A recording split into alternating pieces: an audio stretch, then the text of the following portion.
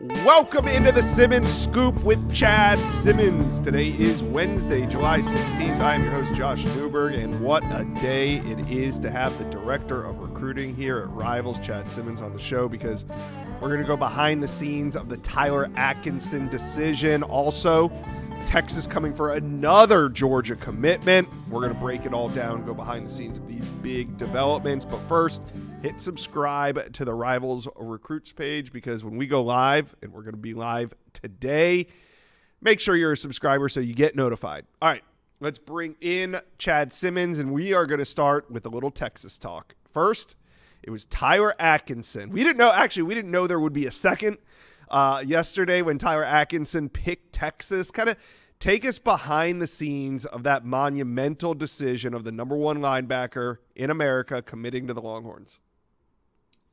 Well, it started in the spring, Josh. They got him on campus to Austin the first time. They kind of set the tone for Texas, trying to be a contender and a true player in the race for Tyler Atkinson. And then things went really well, there. Then he went into training mode, obviously in Austin, with guys like Texas linebacker Anthony Hill, former Texas linebacker edge Derek Johnson, stayed around that program and people connected to that program for weeks, late May, early mid-June. Then they knocked out Ohio State for that last official visit on the weekend of June 20th. That really laid the groundwork for what turned into a Texas versus Georgia battle over the last 3 to 4 weeks in this recruitment. And, different schools were viewed as Georgia's biggest competition in this race. Texas became that, and they ended up surpassing Georgia to win this recruiting battle for the number one linebacker in the country. And Johnny Nansen, Steve Sarkisian, that whole staff played a role. Obviously, NIL, the opportunities in Austin, Texas, played a role in this decision too, but a huge monumental win, I think, for Texas over Georgia for Tyler Atkinson. Yeah, a lot of people, me, compare this to the Justice Terry recruitment, but I think that Tyler Atkinson picking Texas was maybe a bigger surprise than Justice Terry. What do you think? Yeah, I don't know. On my end, maybe I heard more buzz for what I do about Texas being a true contender. Maybe that the few days leading up to this decision with Tyler Atkinson, especially once we knew that commitment date was locked in. Now, we only had 24 hours, advance notice on that. But once we started doing some digging, once we got that alert, things started quickly pointing towards Texas there with Justice Terry. Look, I had my suspicions maybe about 2 to 3 days prior to that announcement. Things weren't going really well for Georgia in that race, but I still think, for me personally, Justice Terry not going to Georgia was a bigger surprise for me in the end.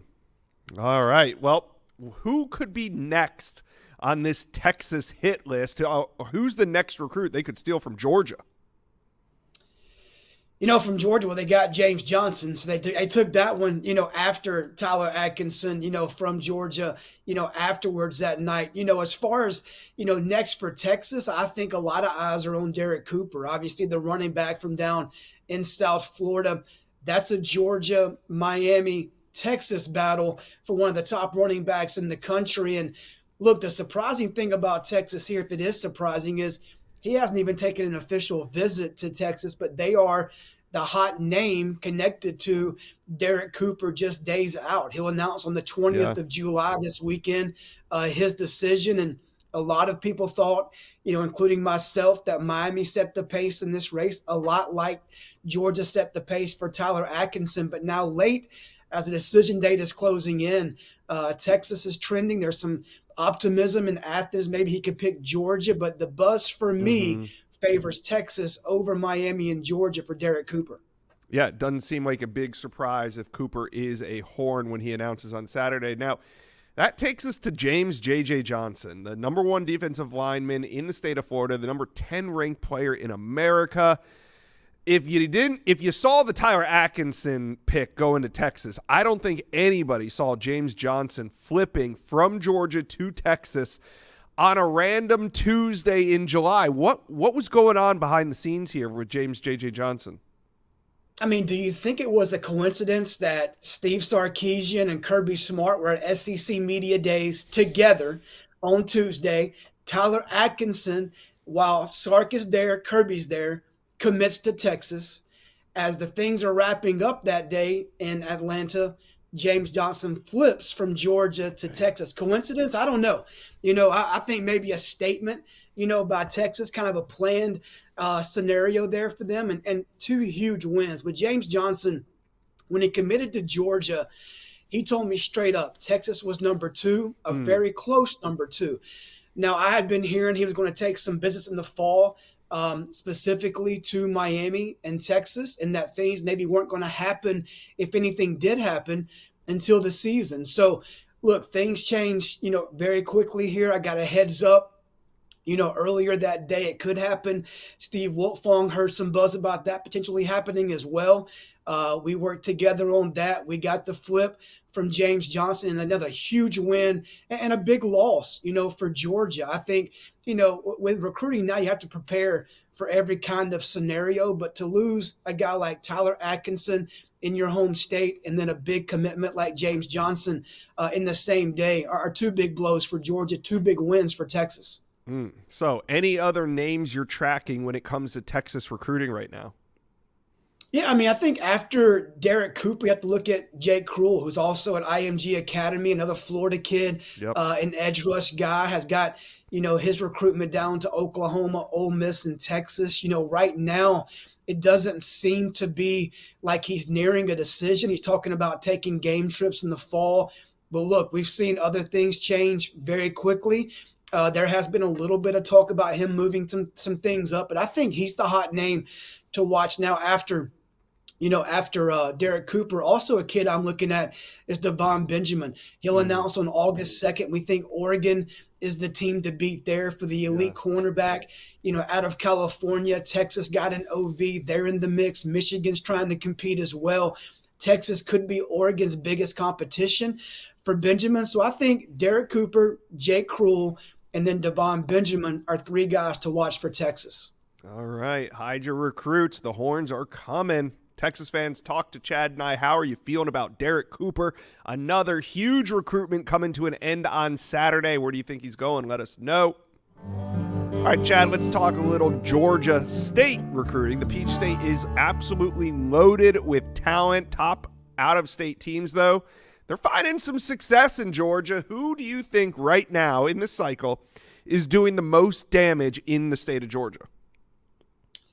I mean, obviously, you could argue maybe Texas now because getting the number one player in the state with Tyler Atkins. This is their only lone commitment from Georgia, but they pulled the top guy in the Peach State in Atkinson. But if you're talking about numbers and talent and star power, I think you have to start with Alabama. Obviously, Xavier Griffin, a huge win there. They beat Texas and Florida State, Georgia, some other schools for Xavier Griffin out of Gainesville. His teammate, Jamarian Matthews, commits to Alabama as well. Now, I'll say this. We're talking about Peach State recruitment, but both of those guys relocated to Georgia from the state of Alabama. Right. So it's almost like two in-state wins for Alabama with Matthews and Xavier Griffin. But Jordan Edmonds, an elite cornerback from Georgia, they would beat Georgia and Tennessee there for Edmonds. And then I think an offensive tackle, offensive lineman, Chris Booker, another kid from the Atlanta metro area, that Bama got committed early.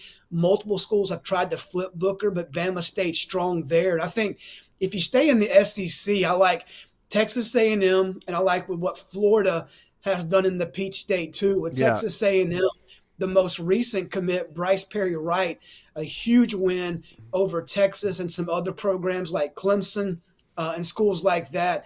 An interior D lineman from Buford, the power program in the Peach State.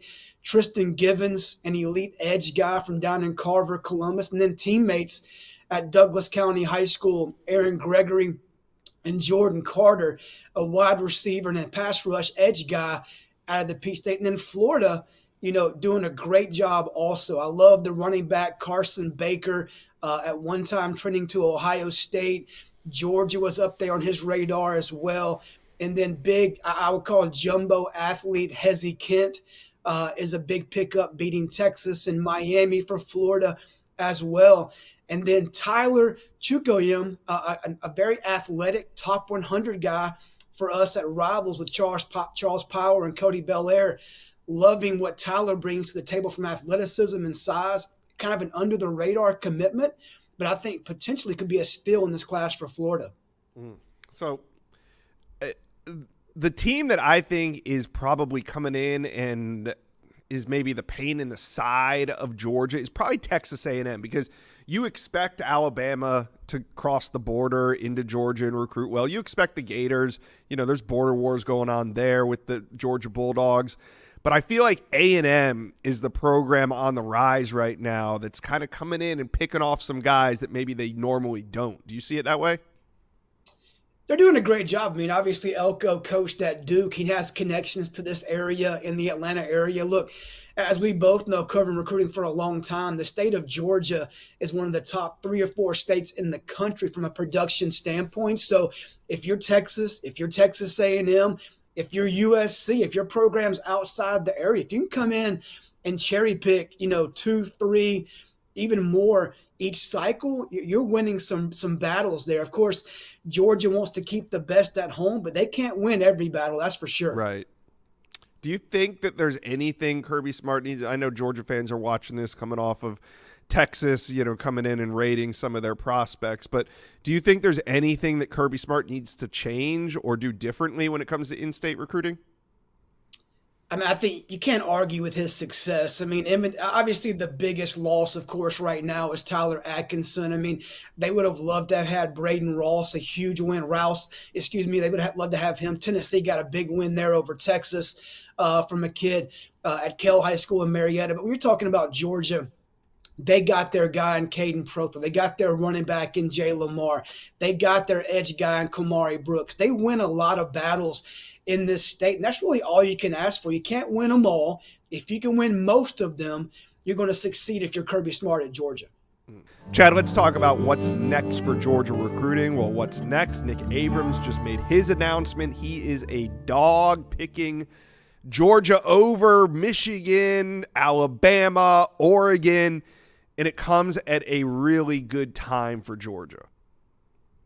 Yeah, I mean, obviously a tough Tuesday, but a big win on Wednesday for Georgia with Nick Abrams. I mean, obviously Atkinson, James Johnson, 2 tough blows for Georgia. They rebound pretty quickly here with a big commitment. And I would say even bigger than people may think for Georgia.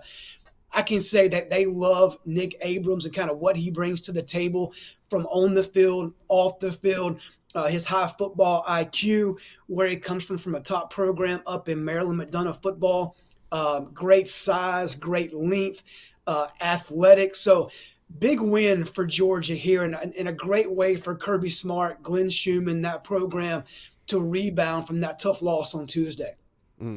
So now Georgia also had another departure from their class on Tuesday. James J.J. Johnson, one of the top defensive linemen in America, flipped that commitment from Georgia to Texas. So how does UGA rebuild this defensive line class? Well, I think they hope to maybe lose 1 and add 2. I think obviously Valdon Sohn from Sweden plays up in Connecticut area, up the East Coast here in the United States. But he's over in Sweden right now with his people working to make this decision. And right now, Georgia is trending for that one. And at different times, it's been Florida, Auburn, Nebraska, different schools in play. But he came into Georgia, worked out over the summer, shot up their board quickly, became a top target for Georgia, and Trey Scott on the defensive line. I like where Georgia sits there. And then also a kid that's not talked about a whole lot is Anthony Lunnan, right there at Clark Central High School, just miles away from the University of Georgia campus. His dad played at the University of Georgia. We think he makes a decision before the season starts in August at some point. NC State, Wake Forest, Georgia Tech, and Georgia are the schools. If Georgia pushes there, which I think they are more than people think, they have a great shot there to respond as well.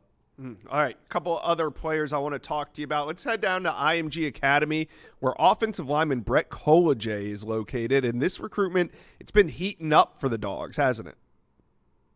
Yeah, Georgia's always been, in the top group of schools for Brett Collegier. I think Georgia has a great offensive line class right now, and if they hold with that, it's one of the best in the country. If they add Breck, it could be the best in the country, and I think he's really the only guy they would take to add in this class if you're George and Stacy Searles there. And Breck, I think, is Miami, obviously, is a huge competitor. I think USC made a huge push on the OV late in June. And Oklahoma is trying to hang around here too. But I think that the lead three are Miami, Georgia, and USC. At different times, Breck has talked about committing late in the process, closer to signing day, maybe mid-season in the fall. But I think now there's some talks about him moving that up, a month or two, maybe committing sometime in August. So, look, Georgia's pushing hard here for Brett Collegier. They're very much a school to watch there. How much of a priority, the last recruit I want to ask you about, how much of a priority is linebacker Isaiah Williams? He's from Leesburg, Florida. He's on his 5th commitment. He's currently committed to Ole Miss. Yes, Ole Miss is his 5th destination, maybe not his last, probably not his last. How big of a priority is linebacker Isaiah Williams for Georgia? Yeah, I think he probably moves to the top guy now, obviously, with them having Shadarius Tootle, flipping him from Auburn earlier, adding Nick Abrams, like you said today, losing out on Tyler Atkinson. They've always wanted to sign 3 linebackers for that room this cycle. So I think Williams is the guy. Could other guys emerge this fall? Potentially, yes. But I think the one we know right now heading into the season to watch is Isaiah Williams. But like you said, he's a wild card, Josh. I mean, Georgia loves what he brings to the table on the field, from athleticism to violence to playing fast to playing physical. He had an OV to Athens. The communication has stayed consistent with the Georgia staff there. But like you said, he's been Louisville, Syracuse, Florida State, Florida, now Ole Miss. With this race, all you want to be is the last school standing for Isaiah Williams. Will that be commitment number 6, 7, 8? Can Ole Miss make him hold here until December? They have a fight on their hands, and Georgia wants to put up a pretty big one here. All right, Georgia fans, talk to us. The Dogs were one of the hottest recruiting teams in May, in June, really in July as well, but tripped up a little in mid-July. But how are we feeling about Georgia recruiting heading into the fall? Let us know. Comment section below.